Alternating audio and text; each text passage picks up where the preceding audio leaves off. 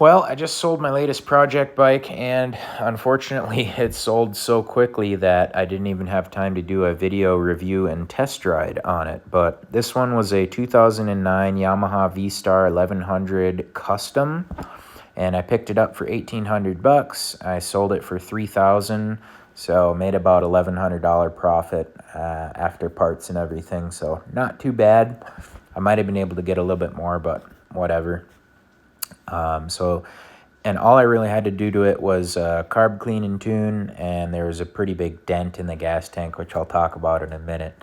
But as far as the bike, I love the styling on this bike. This one is the V-Star Custom, so compared to the V-Star Classic, this one has a much sleeker, more modern styling.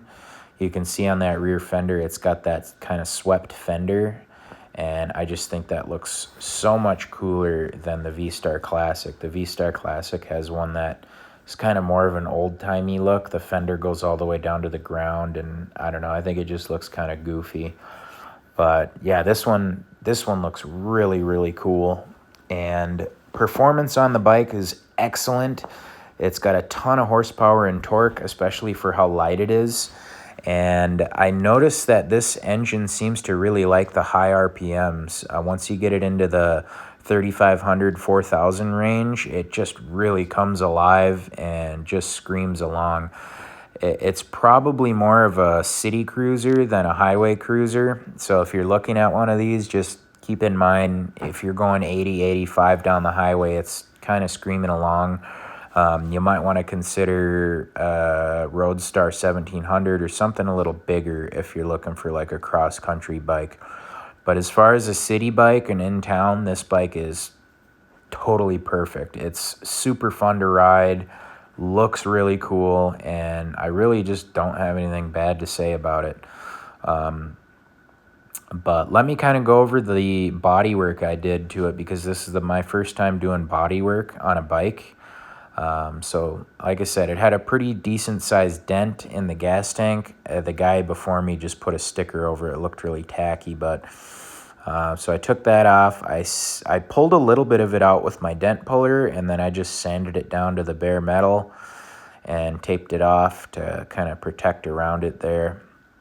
And then I just started going at it with the Bondo. So I put maybe 6 or 7 coats of Bondo, obviously sanded in between each one, and then eventually was able to get it pretty decent.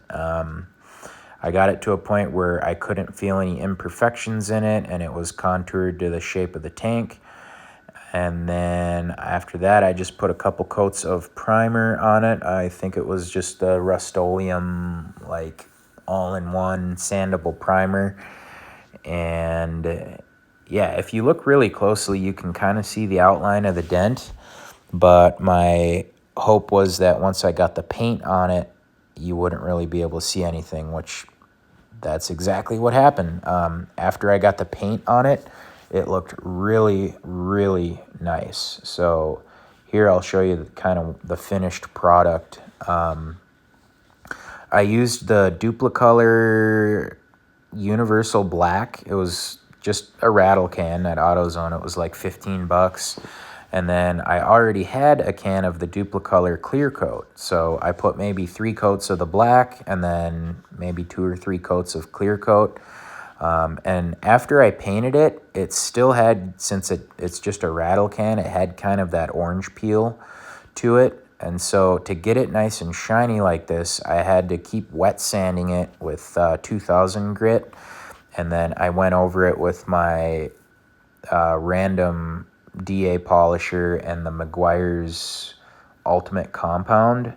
I just kept doing that over and over again until it got that nice, really nice looking shine to it. You can also see there, I put a little pinstripe on. That was to hide the paint line where I had painted, because you could see a pretty obvious paint line there. So I just hid that with a little pinstripe, and it looked really good. I also put a little decal on it. They're the little flag decal, just to kind of make it look nice, and I think that matched the bike perfectly, so I'm super happy about that. Honestly, if I knew it was going to turn out this good, I probably would have priced it a little bit higher, but I don't know, whatever. I'm happy with it. I learned a ton about paint and bodywork, so I think that'll probably be worth it in the long run. And yeah, I made a pretty decent profit on it, so I'm happy with it. And the guy who bought it is kind of funny too, because he came to look at it, and then he goes on to tell me that he's planning on replacing the gas tank and doing all this stuff to it anyways. So I'm a little annoyed that I spent so much time and energy making the gas tank so nice and everything, but I don't know, whatever. It's his bike now. He paid for it, so he can do what he wants with it. But yeah, overall, really, really love this bike. I'm really looking forward to getting another one. I think if I do, it's probably going to be another V-Star Custom, because I just think they look so much cooler than the V-Star Classic.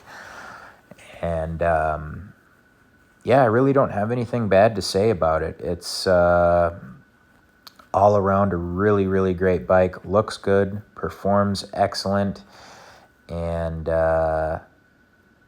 yeah, this one turned out really, really good. So anyways, if you guys have any questions on it, on any of the bodywork I did, or anything else about the bike that you're wondering about, please let me know in the comments. If there's anything you would like to see, let me know. Again, this bike has already been sold, but I do plan on getting another one, and then I'll do a more comprehensive test ride and do a couple burnouts and all that good stuff. So, but yeah, thanks for watching, guys, and I will see you on the next video.